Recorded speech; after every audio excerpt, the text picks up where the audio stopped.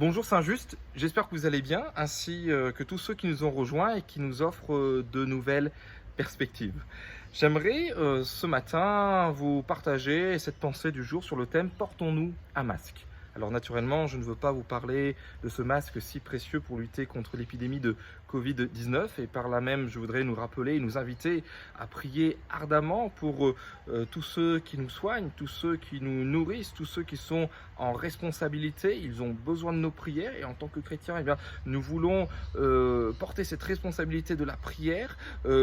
Également nous responsabiliser quant au fait de la solidarité. On voit qu'il y a beaucoup de choses qui se font et je crois qu'en tant que chrétiens, nous aussi, on doit participer à ces choses-là.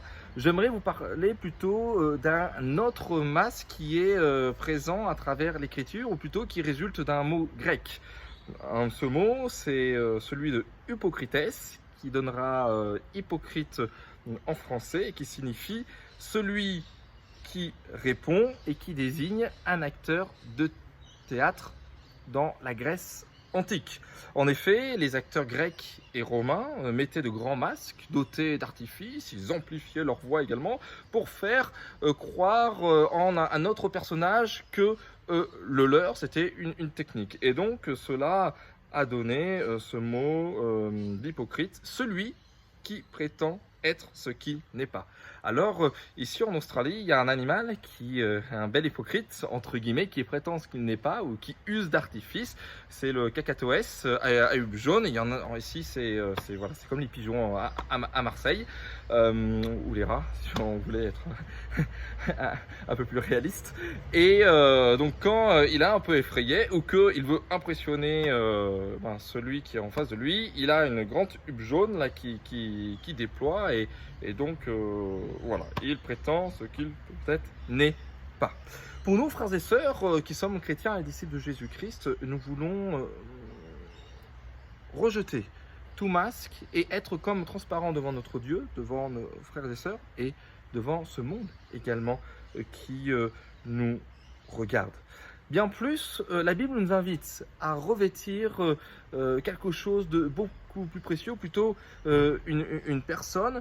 Romains 13, au verset 14, nous dit « Revêtez-vous du Seigneur Jésus-Christ. Revêtez-vous du Seigneur Jésus-Christ. » Et comme Paul le fait souvent, lorsqu'il veut expliquer ce dont il parle, il va décrire l'inverse. Et au verset 13, donc toujours de Romains chapitre 13, nous lisons « Marchons honnêtement comme en plein jour, sans excès de table, ni de boisson, sans luxure, ni dérèglement, sans discorde, ni jalousie. » Et le verset 13, donc, nous donne un aperçu des caractéristiques néfastes de celui qui ne revêt pas Christ, ne marche pas avec Christ.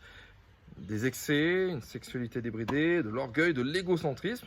Et donc, les qualités du disciple de Jésus-Christ se trouvent plutôt au verset 8, 9 et 10. Donc, notamment, verset 9, les 10 commandements.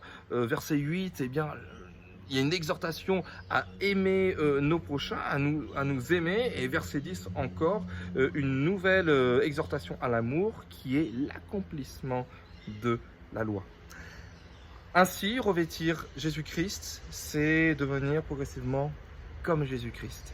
Des petits Christ, des petits oins, comme l'avaient si bien compris les disciples de Jésus-Christ, les chrétiens des premiers siècles.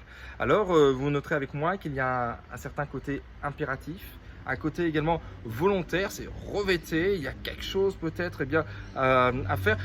Il y a finalement, et on en parlait il y a quelques instants, ce côté de se responsabiliser tant pour notre vocation personnelle que pour ce que le monde a besoin de voir et d'entendre. Le monde a besoin de voir des chrétiens réellement.